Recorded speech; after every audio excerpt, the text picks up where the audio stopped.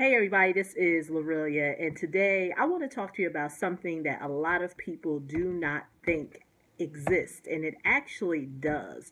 I was talking to a friend of mine who is also, in this space of, personal finance or whatever, and we were talking about something that a lot of the general public do not know, or either they know but they do not want to recognize it, and that is the presence of, or should I say, debtor's prison. Now, what do I mean by debtor's prison? What I actually mean is that you can actually go to jail, or should I say, live in a personal prison for your debts.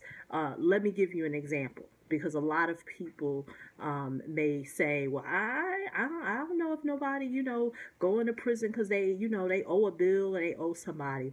And that's what I'm going to dispel for you today. I'm actually going to give you three examples of how you can actually live in a personal prison, which can almost feel like a actual physical prison, meaning you going to somebody jail or prison or what have you.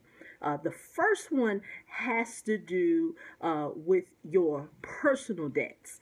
Now, there are many people, and and even myself, I share my story of what I went through way back in 99 or whatever, when I was in my early 20s, and all this debt that I had, and how I just wanted to get rid of it.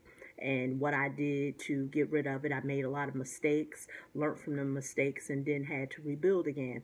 But even now in 2016, like I said, that was in the 90s. So now that it's 2016, there are still people who are still dealing with a lot of the issues that would create, like I said, you living in a prison, which, in turn becomes a debtor prison. So in this video, I'm going to share with you three ways that people actually live, or should I say, create a prison for themselves, because debtor prison does exist. Now, the first one is consumer debt.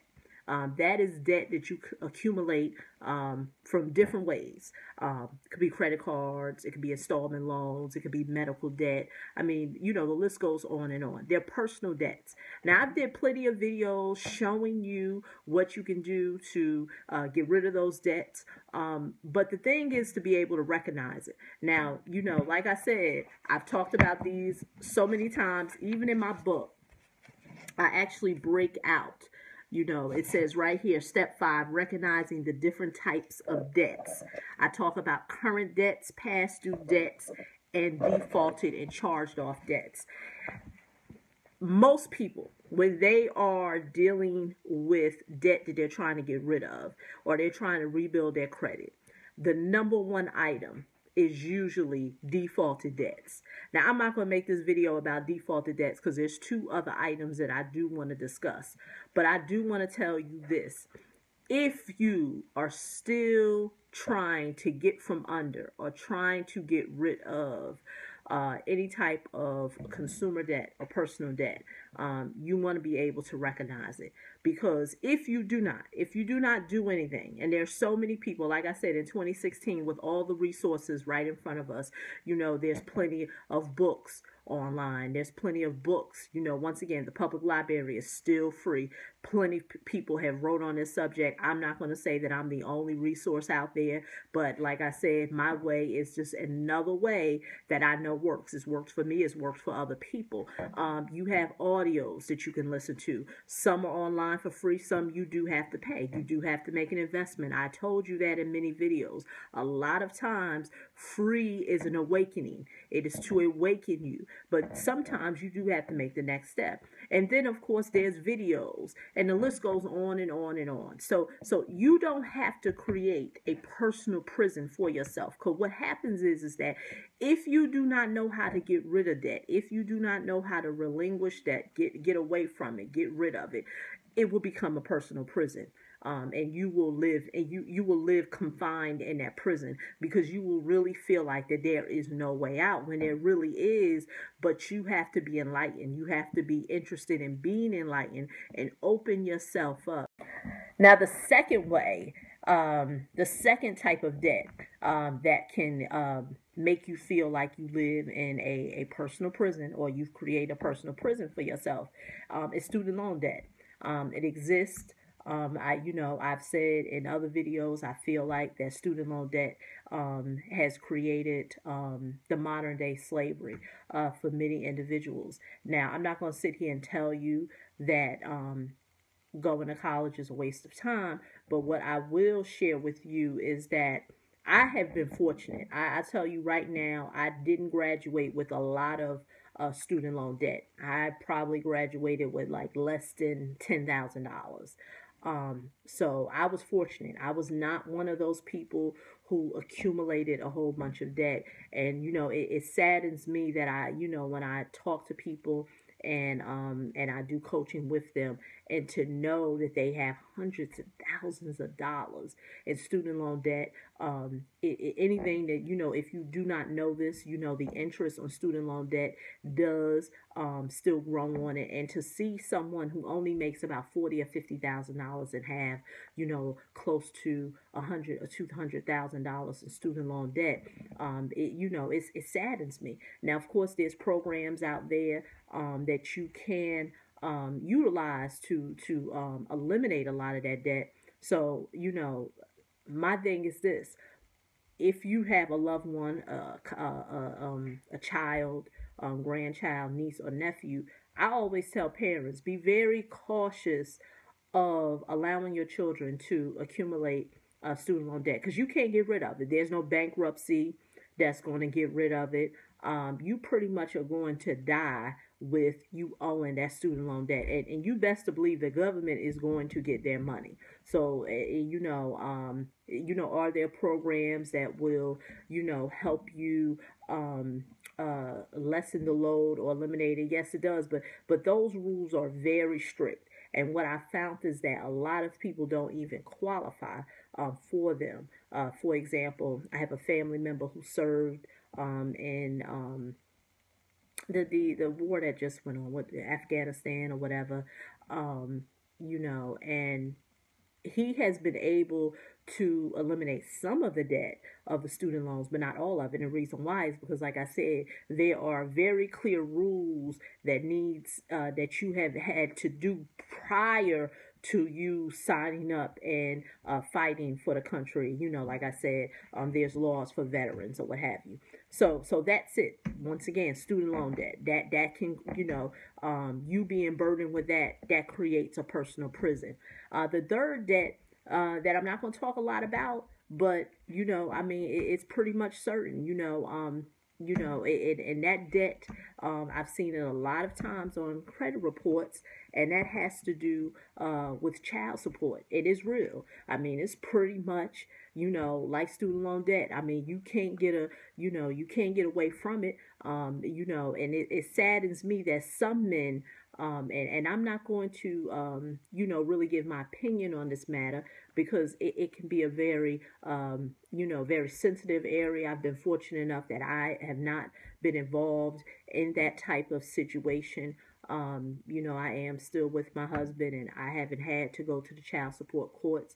There's times that I can understand the position of the mother, and I can understand the position of the man. But for the man or woman that does have to pay it, the thing is that be very careful, because you can't just walk away from it. And do you want to be one of those people who have to live under the radar? There's people that do exist. I'm going to say I know of people, not that I know them personally, but I do know of people who would rather live under the radar than to pay child support.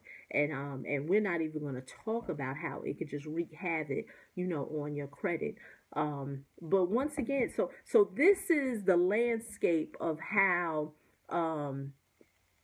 debtor prisons are created. I've given you 3 examples: consumer credit, student loan debt, and back child support, or child support that you're paying. If you get caught in one or two or even three of those cycles, it's sad that I sometimes see people. So, like I was saying, sorry about that. My phone got interrupted. There's some people that I know that are actually living with three forms of those scenarios that can create a prison for yourself. I mean, I know one of them can create a, like I said, I haven't had to deal with the burdens of student loan or child support, but there has been times when I've dealt with, the personal debt that comes from consumer debt that you accumulate. And like I said, it ain't a good feeling. So my thing is this: do debtor prisons still exist in 2016? Yes, they do, but they are in a different form than most people are used to seeing. It may not be the form that people, when you think of prison, most people think, shackled, amongst someone else, and sent off in an orange suit. A lot of times you can live, like I said, it can become a personal prison that you are living in. And once again, when you refuse to be enlightened, when you refuse to accept information, as much information as I share here on this platform, there are still people who will send me emails and try to dispute, what I'm saying. My thing is this: I'm not here to convince you that my way of doing things is the right way. Like I said, there's plenty of people out here that you can listen to. If you feel like that you can be enlightened by someone else, by all means, take that information and run with it. But do not live in a like I said, in a debtor prison, which, like I said, is a prison that you pretty much create yourself, because you will not accept information. But for those who do, I'm going to end this video with this. For those who are saying, you know what, I want to break the chains off of me. I'm sick of being shackled. I want to learn more. Like I said, I talk a lot about how to rebuild your credit, how to get rid of debt, and it has to do with consumer debt. What I'm going to be launching in 2016 is going to deal with the other items that I talked about.